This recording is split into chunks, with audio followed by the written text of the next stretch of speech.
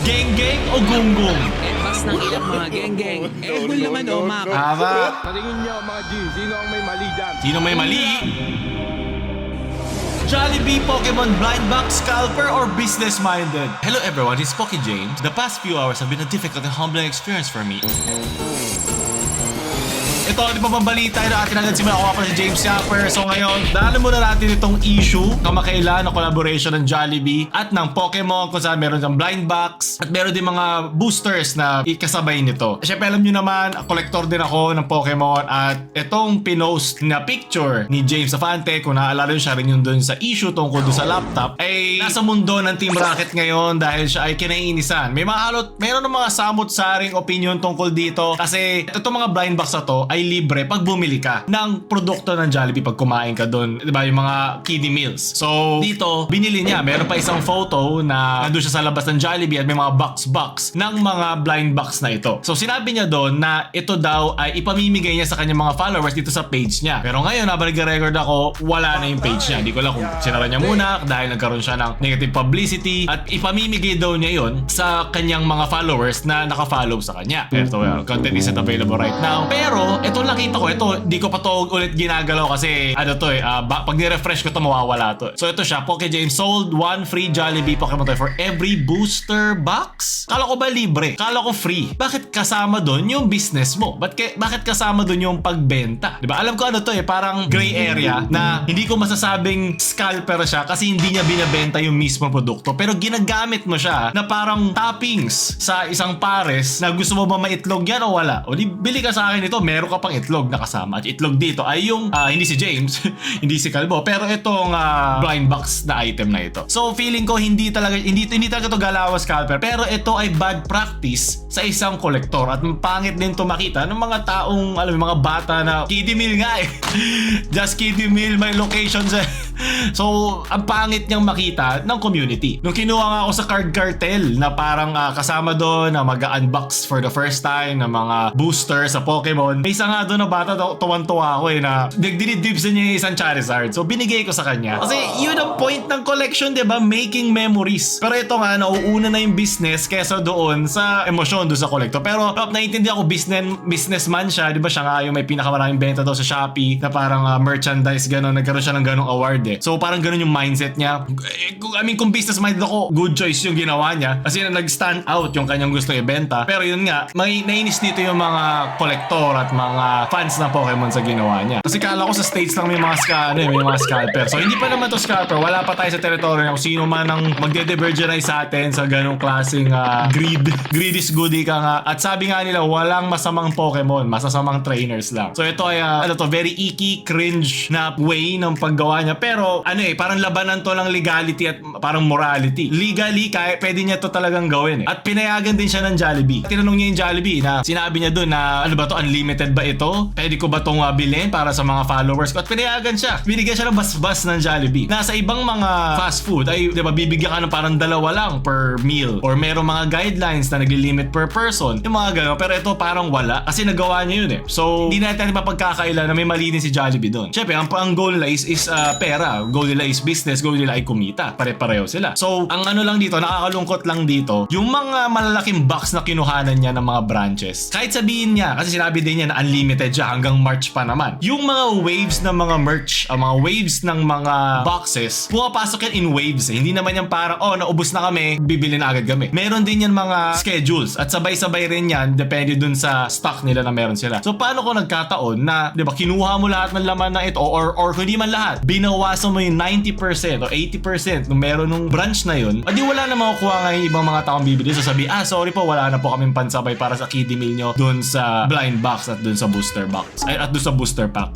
Pag booster box na po, sigurado mas marami pa scalper yan. Pero yan, ito nakakalungkot na yung mga hobbies ngayon ang pinupuntahan na ng mga collector ng sapatos at makikita mo sa photo niya, sapatos, ng relo, at napupuntahan na yung mga iba pang mga koleksyon na dapat dala-dala mo yung good etiquette pagpapasok, yung good manners pagpapasok dito. Kasi yun ang maganda sa isang community. Ang nagko-correct ay yung community mismo at sila din mismo, yung economy nila ang sila rin nagko-correct. So, nakakalungkot lang itong makita, lalo na rin sa mga comments sa'yo, sinabi niya dito, kala ko ba giveaway, bakit soda ha, kalbo? Bata, pabili po Kiddy Meal Stop ng Jive. Sorry be, ubos na stocks, bili ka na lang kay Poke James ng booster box na may free Pokemon toy. Yay!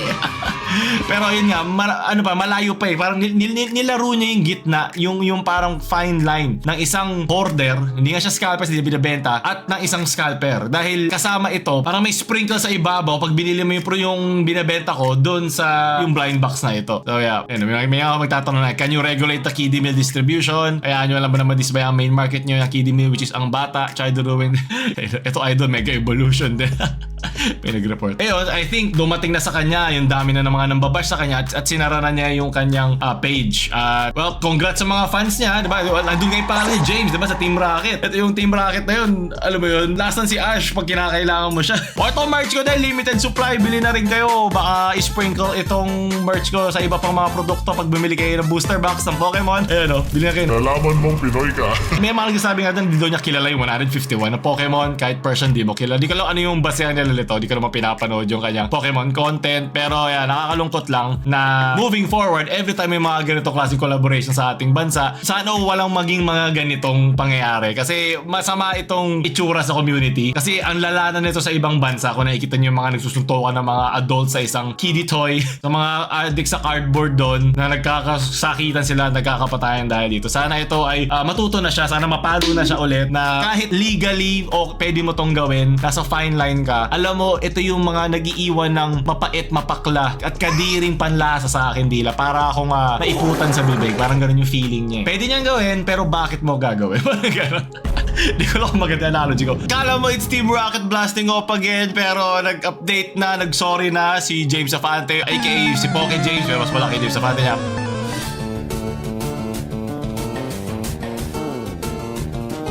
So sabi, hello everyone, this is Poke James. The past few hours have been a difficult and humbling experience for me as a new member of the community.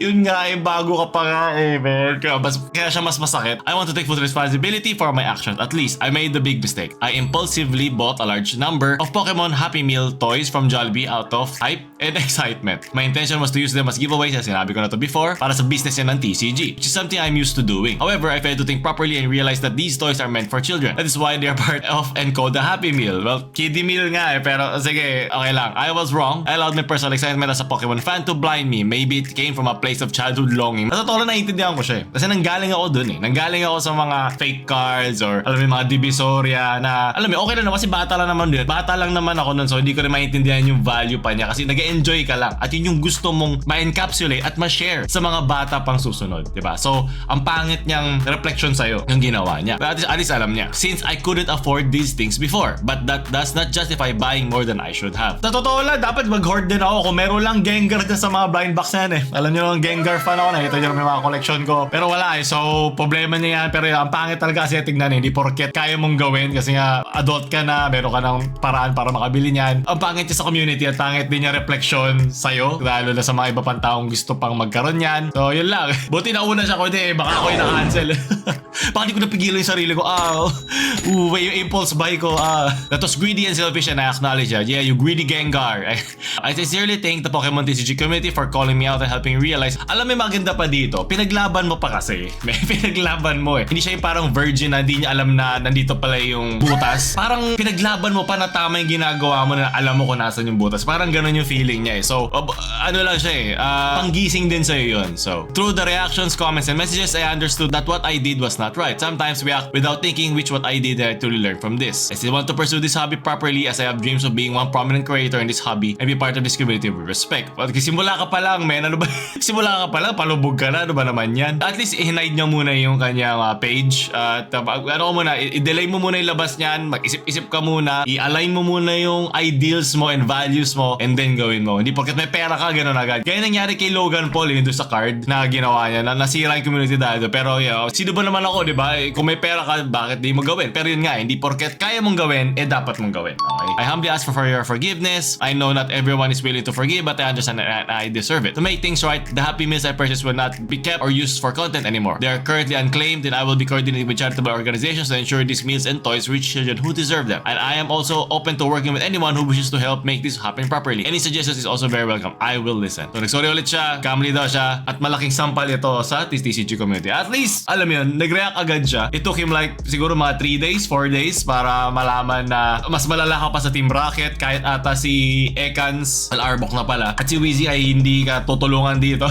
sa ilalim ng post niya. Looking forward to X-Kyogre Cosmos Hall of Fame na hindi siya pinansin eh. Hey Chad, do you make an apology about the mistake I made on hoarding Happy Meal? Nag-sorry na pa ulit, ituloy yung negosyo. Yan ang makukuha mong dog show sa ginawa mo. So okay lang yun, ganun talaga. Mas malala pa sa Team Rocket yan eh. At sa Team Rocket, hindi pinipigilan yung enjoyment ng Pokemon ng iba eh. May Pokemon ka, kukunin lang namin. Ganun lang siya. Pero yun, sunod na balita kaya na kamakailan nagkaroon ng issue nito sa mga sturdy na pumapasok daw sa BGC dahil meron daw mga diskriminasyon na nagaganap pag ganito daw ang suot mo. Yeah, let's go! Bigyan mo ako ng sturdy. Yan! Yeah, sturdy.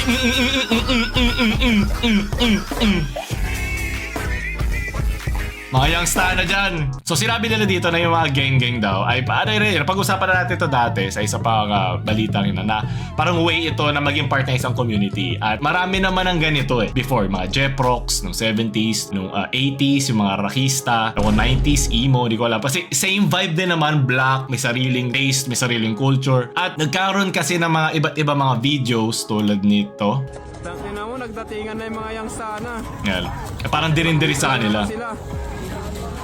Sa grupo talaga sila dumatog, gang, pero hindi sila gang, okay? Magkaiba yun. Pero maraming mga videos na kumakalat sa FB, hindi ko pwede pakita dito kasi may mga nagkakasakitan at nagkakasuntukan na nagsisimula ng gulo, nagkakaroon ng mga nakawan na sa kanila nalilink. Pero syempre unfair sa kanila yun. Pero mamaya pag-usapan natin. Nandito na, mga yang sana. Yan ito nasa harap. Tingan na, putay na mo kuya, wag kami ha! Huwag kami. Hindi kami yun! Maanong ulam group yan, Mau. Ano, so local G-sters in Taguig admit they are reclaiming BGC. Plans to rename it to Bonji Kikis.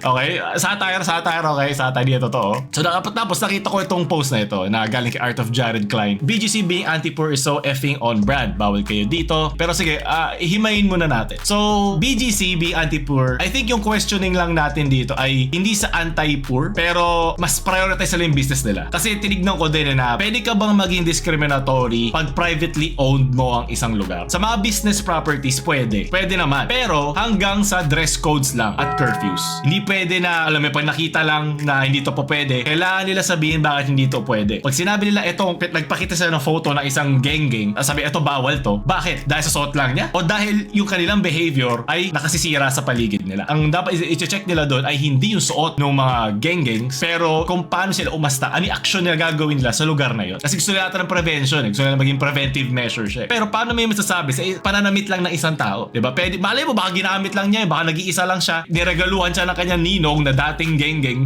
na ganun pananamit, binigyan siya ng mahabang yung mga long pants na di mo maintindihan, tsaka mga pangmahanginan na damit at pasabi mo na bang gang-gang siya. So yung sa paraan lang siya ng pagbuo ng pagkakasabi. Merong right to control yung mga owners itong private properties na ito at mga private businesses dun sa lugar nila kung sinong gusto nila papasok ito. Pero hindi yun absolute. Pwedeng silang pag na-encroach na nila yung human personal space, liberty at dignity ng tao na yun, hindi na yun pa pwede. Yung race niya, yung gender niya, religion, color, or origin, doon na yung lalaban. Doon na magkakaroon ng mga ng law. Na sino yung mag-humanize ng law doon sa particular na mga pangyayaring yun. Basta iwasan lang nila dito, yung nagpo-profile sila ng mga klase ng tao na pag ito suot mo, ganitong klase ka ng tao. Saan nanggaling to? Para nasa 90s na naman tayo. Yung mga protected attributes na yun, yung race, gender, age, mga disability, sexual orientation, or national origin. So kasama na doon lahat yun. Ito sabi, bawal dahil deal. Yun na ano. So, I think kung ang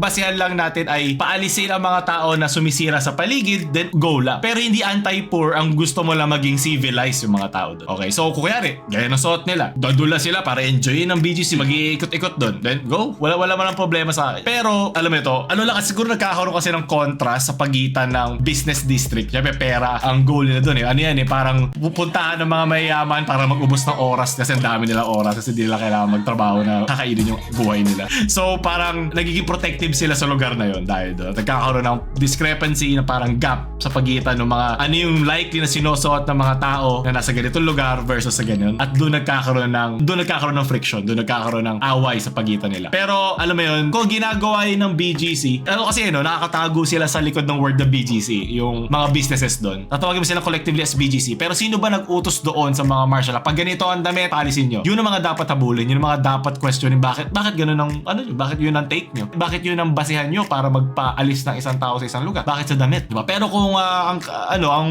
likod lang niya ay ayun, kasi magmumukha silang parang elitista na parang iniisip nila pag ganito yung suot ng mga tao, ito yung mangyayari. Pero causation is not correlation. Hindi porket yung mga nakita nyo before sa lugar ng BGC na ganito manamit ay nagkukos ng gulo, lahat na may suot nun ay magkukos ng gulo. Okay? Parang nagkataon na yung mga tao may suot nun, sila yung nanggugulo doon sa lugar na yun. Pero hindi lahat ng pandon ay magkukos ng gulo. So yun yung nakakasama. So hindi porket yun yung nangyari causation, ay yun siya correlated na okay, X equals X siya mangyayari. So yun yung unfair para sa mga geng-geng na kahit alam mo may kaasiman sila sa mga ibang tao dyan, alam mo yung mga bata yan eh, pinagdaanan naman na lahat yan eh. Let them be kids. Hayaan natin silang alam mo mag-grow up, makita nila ulit yung mga photos sila before, mag-cringe sila, magsukot sila. Ganun din naman ako, pati ko yung mga dati ako eh. Pero yun nga, pag nakakasira ka na ng lugar, like sisimula ka ng away, nag-aaway kayo doon, gumagawa kayo ng gulo, naargabyado nyo yung mga citizens doon, o yung mga taong nagtatrabaho lang, then nakakasama na yun at hindi kayo pwede doon. Pero dahil sa ginawa nyo, hindi dahil sa suot nyo. Yun lang naman ang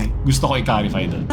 Bas ng ilang mga geng-geng, gul naman kung lahat silang mga EA at EKA ang Tama. paaalisin sa hood.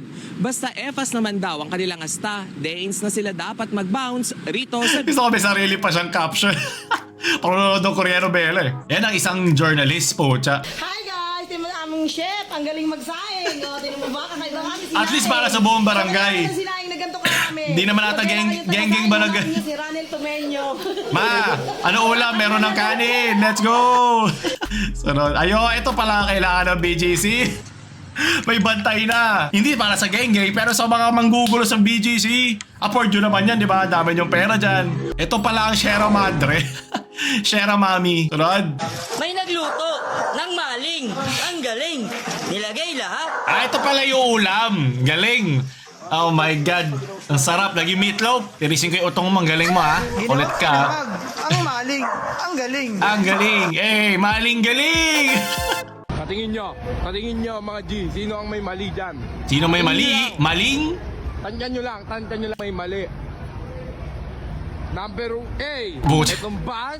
Number 8 doon pa lang. Naku yun, mali na. Unang mali. Naging number ang isang letra. B, B? itong taxi.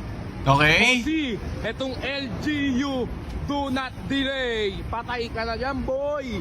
Okay, pause muna natin.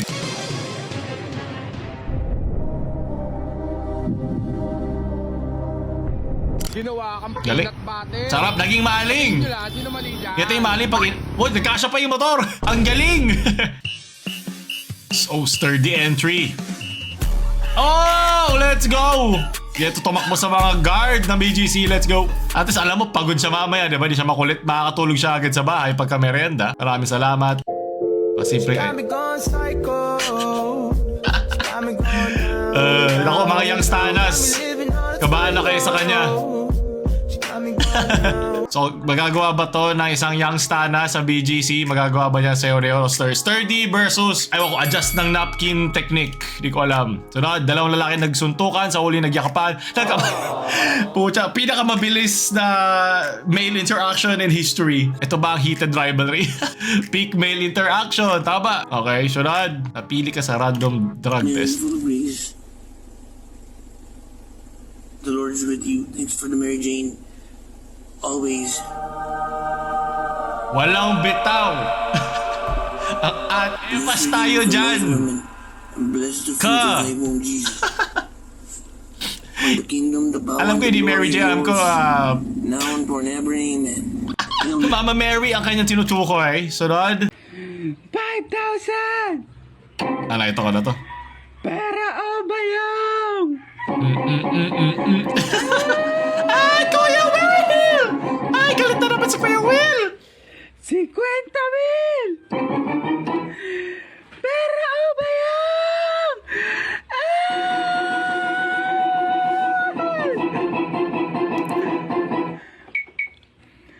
Ate!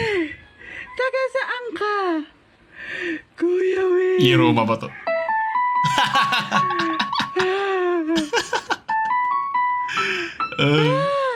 Boyfriend ko naging youngster na! Okay, alam mo, pwede ka mag-apply kay Kuya Will. Malapit na eh. Pag naubos na niya yung stuff nito kakatanggal sa kanila, magsak na naman ang camera pero hindi niya magagalit si Kuya Will. Hanggang mag-launch tayo ng January 25. Yung camera natin yan, lagi bumabagsak. Bakit? Bakit gumagana? Yung gimbal ko po nag-auto shot. Bigyan ng jacket yan. Good mood si Kuya Will. Kuya Will, please, my mom is kinda homeless. Kutsa ano na to, rare Kuya Will IG po. Follow nyo natin Instagram, paulolex_. Maraming salamat yan siya. Boom. Eto, follow nyo na. Hindi ka naman yung star na, man. Mangyayari ito, lahat ng lalaki bawal sa BGC. Huwag tayo magsira, okay? Ingatan natin ang mga gamit sa mga lugar na pinupuntahan natin. Ganoon lang naman. Respect bigas respect. Ang tanda tingnan ko dyan. Yan talaga. Efas! Uy! Okay. Efas ka! Munti ka na niya kung kala mo walang bitaw. Pero doon pa rin sa kanyang kamay ang kanyang dala. Magaling. Sunod. Well, hindi ko to makikita sa FBG. Sigurado ako 5 blur na lang yan. Yan dapat. Pagkatapos maghasik ng lagim, pag-uwi, amen. Maano nga buloy. Doon tatapos natin balita na ngayon. Natuwa ba kayo? Nainis? Ako sakto lang. Bento ko na to bago mawala. Baka may tumaas ang halaga eh. James Shopper na mamaalam.